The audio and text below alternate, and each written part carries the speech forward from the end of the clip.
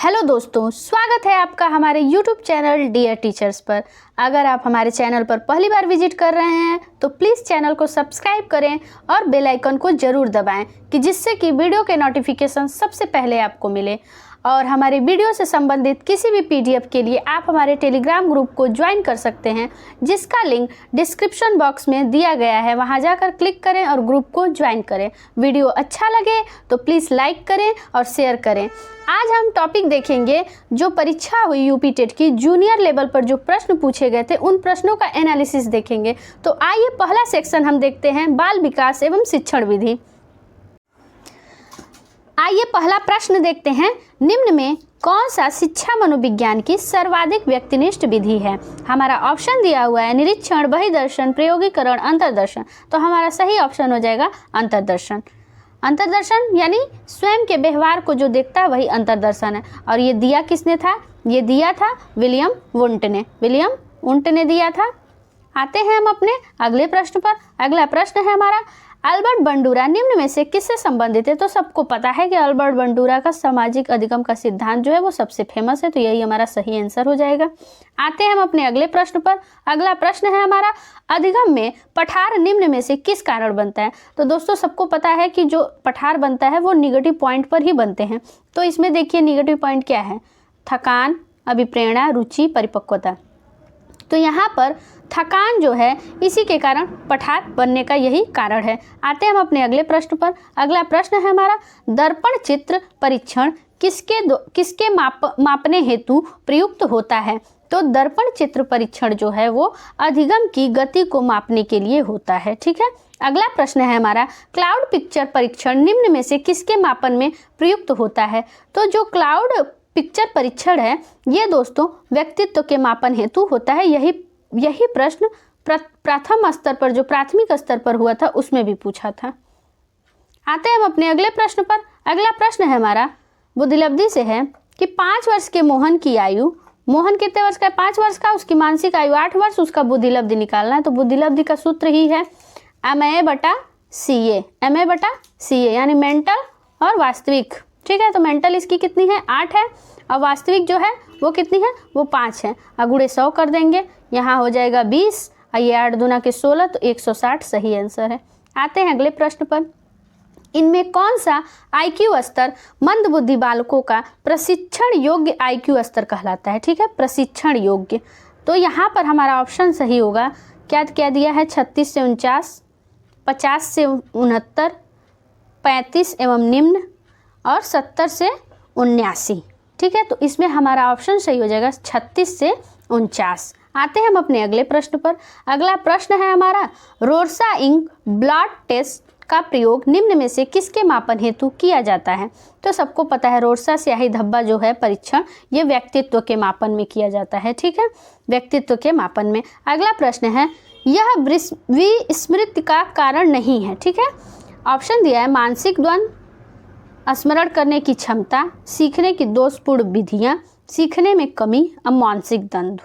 तो इसमें जो है विस्मृति का कारण देखिए मानसिक द्वंद्व भी हो जाएगा, सीखने की दोषपूर्ण विधियां भी हो जाएगी, सीखने में कमी होगी तब भी विस्मृति होगा।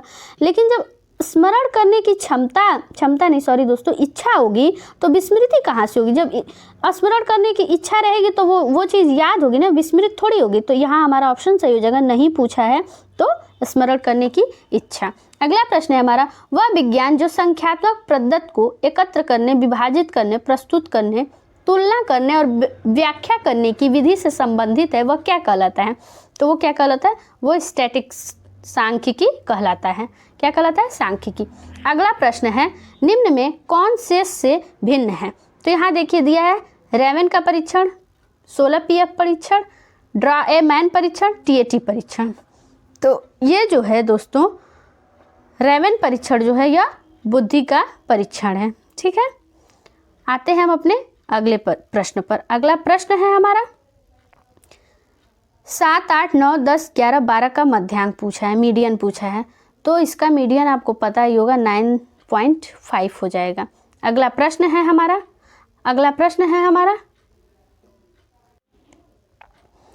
सूझ या अंतर्दृष्टि के सिद्धांत का प्रतिपादन किसने किया। तो सबको पता है गेस्टाल्ट।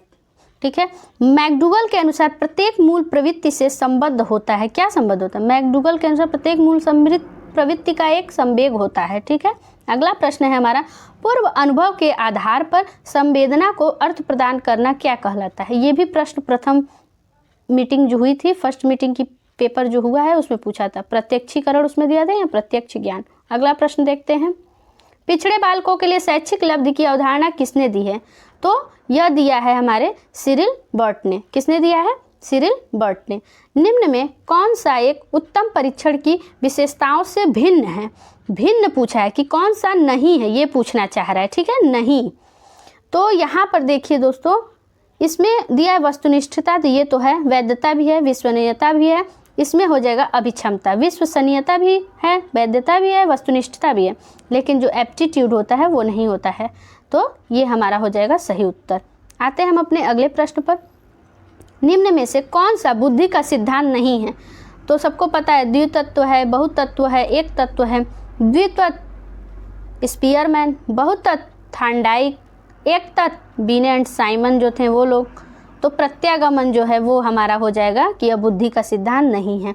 अगला प्रश्न देखते हैं, निम्न में से कौन अंतःस्रावी ग्रंथि नहीं है? देखिए, पीयूष ग्रंथि, थायराइड ग्रंथि, एड्रिनल ग्रंथि। था देख के दोस्तों थार्नडाइक की याद आ जाती है, लेकिन यह थायराइड है। तो यहाँ पर जो लार ग्रंथि है ये अंतःस्रावी नहीं, ये बहिस्रावी ग्रंथि है, ठीक है। आते हैं हम अपने अगले प्रश्न पर। अगला प्रश्न है हमारा, पियाजे के अनुसार संज्ञानात्मक विकास की द्वितीय अवस्था क्या है? तो इसमें कौन सा आंसर सही होगा? देखिए, पहला अवस्था कौन सा होता है? संवेगात्मक। दूसरा कौन सा होता है? दूसरा होता है पूर्व संक्रियात्मक। तीसरा मूर्त संक्रियात्मक। और चौथा कौन सा होता है? औपचारिक संक्रियात्मक अवस्था, ठीक है। तो ये हो जाएगा हमारा सही आंसर। क्या होगा? दूसरा पूछा गया दूसरा, तो ये हमारा पहला ऑप्शन सही हो जाएगा। अब देखिए, मूल प्रवृत्ति की एक प्रमुख विशेषता है जो पाई जाती है। कहाँ पाई जाएगी? केवल चूहे बिल्लियों में, केवल कलाकारों में, केवल मनुष्यों में नहीं, सभी प्राणियों एवं जन्मजात व प्राकृतिक होती है। सभी प्राणियों में जन्मजात व प्राकृतिक होती है मूल प्रवृत्ति। आते हैं अगले प्रश्न पर। अगला प्रश्न है हमारा, भारतीय संविधान में 6 से 14 वर्ष के बच्चों के लिए निःशुल्क व अनिवार्य शिक्षा का अधिकार निम्न में शामिल है। तो सबको पता है ये 21 क या 21 ए। ओके, क भी लिखते हैं, ए भी लिखते हैं। आते हैं हम अपने अगले प्रश्न पर। अगला प्रश्न है हमारा, क्रेस्मर ने व्यक्ति को निम्न में से किस प्रमुख प्रकारों में वर्गीकृत किया? ऑप्शन दिया है गोलकाय, सुडौलकाय, लंबकाय।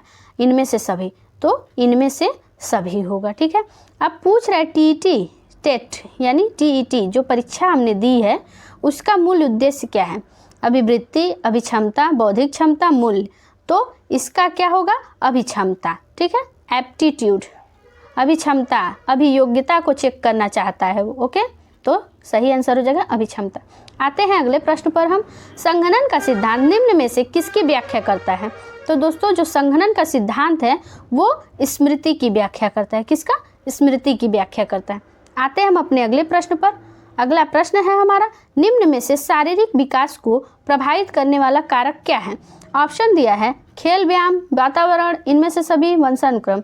तो देखिए, खेल व्यायाम तो होता ही है, वातावरण भी प्रभावित करता है, वंशानुक्रम भी प्रभावित करता है शारीरिक विकास को, तो इनमें से सही। तो ऑप्शन क्या हो जाएगा सही? इनमें से सभी। आते हैं अगले प्रश्न पर, बुद्धिलब्धि की गणना करने का सही सूत्र क्या है? तो सूत्र आपको भी पता है, MA/CA is equal to 100, equal to नहीं मल्टीप्लाई इनटू।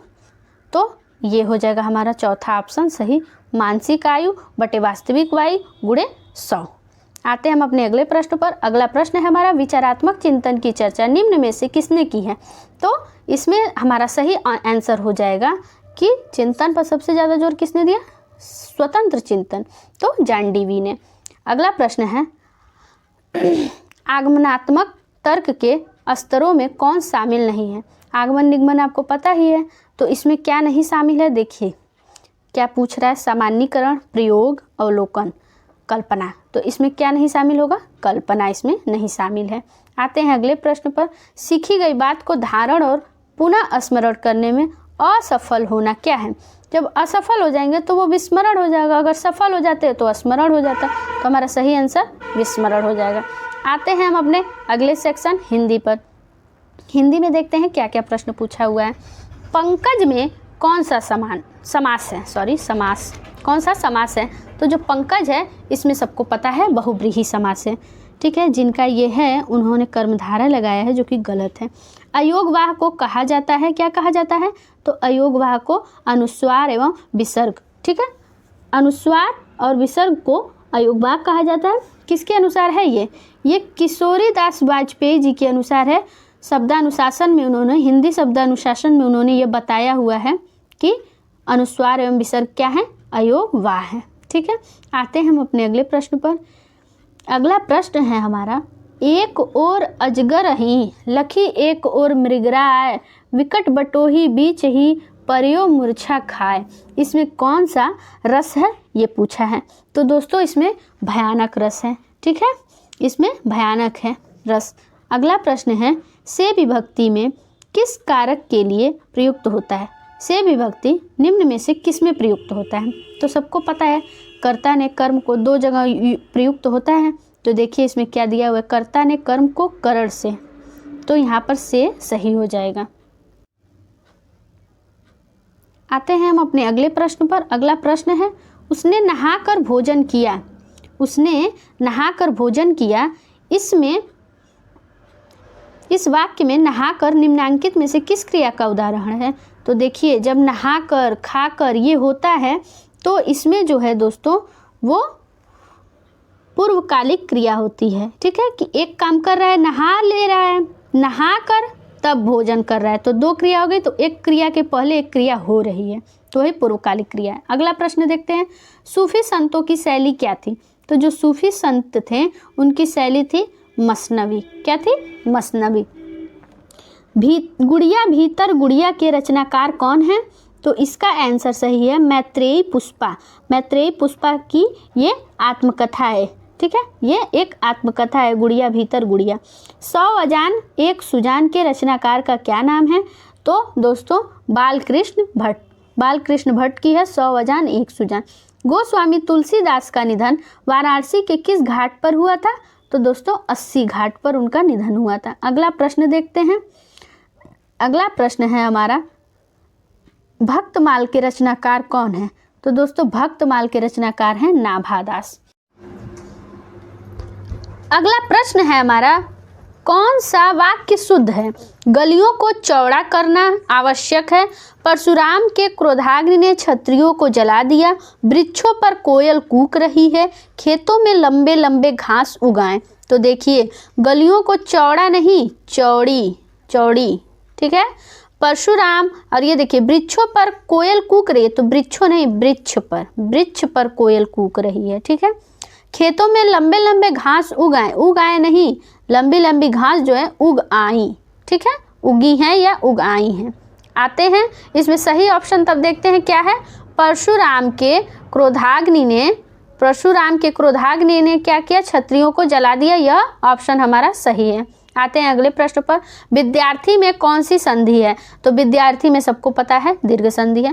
कानन का पर्यायवाची शब्द है तो वन। वाक्य विग्रह का अर्थ है वाक्य खंडों को अलग अलग करके उनका संबंध बताना ही वाक्य विग्रह है। आते हैं हम अपने अगले प्रश्न पर। अगला प्रश्न है हमारा, बिनु पग चले सुने बिनु काना, कर बिनु कर्म करे विधि नाना। इस पंक्ति में प्रयुक्त अलंकार कौन सा है? तो दोस्तों इसमें कौन सा अलंकार हो जाएगा? इसमें अलंकार है विभावना, ठीक है, विभावना अलंकार है। आते हैं हम अपने अगले प्रश्न पर। अगला प्रश्न है हमारा, निम्नलिखित में वाचन शिक्षण की विधि नहीं है। तो इसमें क्या नहीं है वो देखना है। तो इसमें जो व्याख्या विधि है वह वाचन शिक्षण विधि नहीं है। अगला प्रश्न है हमारा, निम्नलिखित में अभिवृत्त्यात्मक उद्देश्य क्या है? तो इसमें हमारा सही उत्तर हो जाएगा स्वानुभूत विचारों व भावों को अभिव्यक्त करना, ठीक है। अगला प्रश्न देखते हैं क्या पूछा है। अगला प्रश्न पूछा है, हिंदी साहित्य के इतिहास में modern vernacular literature of Hindustan किसने लिखा है? तो इसका सही उत्तर होगा, देखिए ऑप्शन क्या कहते हैं, गार्ता दासी, Sumit Kumar Chatterjee, Dhirendra Verma, George Grierson, George Abraham Grierson. तो हमारा सही उत्तर होगा जॉर्ज ग्रियर्सन, यही हमारा सही उत्तर है। Modern vernacular literature of Hindustan के लेखक कौन है? George Abraham Grierson. अगला प्रश्न है, विरहनी बावरी सी भई, ऊंची चढ़ी अपने भवन में टेरत हाय दई, ले अचरा मुख असुवन पोछत, उघरे गात सही। किसकी पंक्ति है यह? तो यह दोस्तों मीराबाई की पंक्ति है। अगला प्रश्न है हमारा, हिंदी का पहला पत्र है। हिंदी का पहला पत्र क्या है? तो यह है दोस्तों उदंड मार्तंड। उदंड मार्तंड जो है यह हिंदी का पहला पत्र है। और लिखा किसने था उदंड मार्तंड को? पंडित जुगल किशोर जी ने लिखा है। पंडित जुगल किशोर ने लिखा है। ठीक है। अगला प्रश्न है हमारा, सुई का तत्सम रूप क्या है? ऑप्शन दिया है सलाई, सूची, सुज्जा, सूची। तो इसमें हमारा सही ऑप्शन हो जाएगा सूची। ठीक है। अगला प्रश्न है, परिसीमन का विलोम क्या है? असीमन, ससीमन, समीस, ससीम, निर्सीमन। तो हमारा सही ऑप्शन है निर्सीमन। धूसर शब्द का पर्याय क्या है? गर्दभ, अजा, मेघ, अश्व। तो सही ऑप्शन इसमें हो जाएगा गर्दभ। अगला प्रश्न है हमारा, भूतो अर्थात जीवों द्वारा होने वाला दुख वाक्य के लिए एक शब्द बताइए। तो इसका सही उत्तर हो जाएगा आधि दैहिक। क्या हो जाएगा? आधि दैहिक। तो ये सही होगा हमारा पहला ऑप्शन। ऊंट की चोरी निहुरे निहुरे का अर्थ है कि क्या होगा इसका अर्थ? बड़े काम छिपा कर नहीं किया जा सकता। यानी ऊंट जो है वो निहुर के चोरी कर सकता है? नहीं। तो उसी का अर्थ हो जाएगा कि बड़े काम छिपा कर नहीं किए जा सकते हैं। अगला प्रश्न है हमारा 51 नंबर, 51 से नहीं दोस्तों, 56 से। तो 56 में पैराग्राफ दिया, 56 से पैराग्राफ हमें बताना है। धर्म पालन करने में बाधा डालने वाली प्रवृत्तियां कौन सी हैं? तो इसमें हमारा ऑप्शन सही हो जाएगा कमजोर मन, उद्देश्य का निश्चित न होना तथा चंचल मनोवृत्ति का होना। ये आपके पैराग्राफ में दिया हुआ है, तो उसी के अकॉर्डिंग आंसर सही हो जाएगा ये। अगला प्रश्न है हमारा, संसार के बड़े बड़े लोगों ने श्रेष्ठ माना है। क्या माना है? सबसे श्रेष्ठ किसको माना है? तो परोपकार को, सदाचार को, उत्तम चरित्र को या अपने कर्तव्य को। तो इसमें हमारा सही आंसर होगा अपने कर्तव्य को।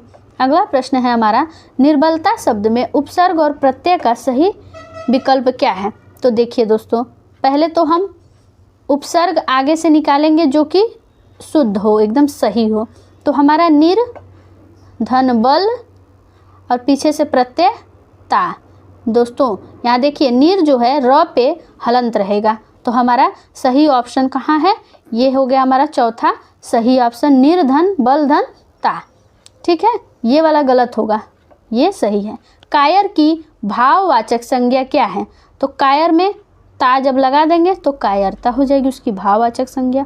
अपना मतलब निकालने वाला के लिए उचित शब्द क्या होगा? तो उसको क्या कहेंगे? स्वार्थी कहेंगे। चौथा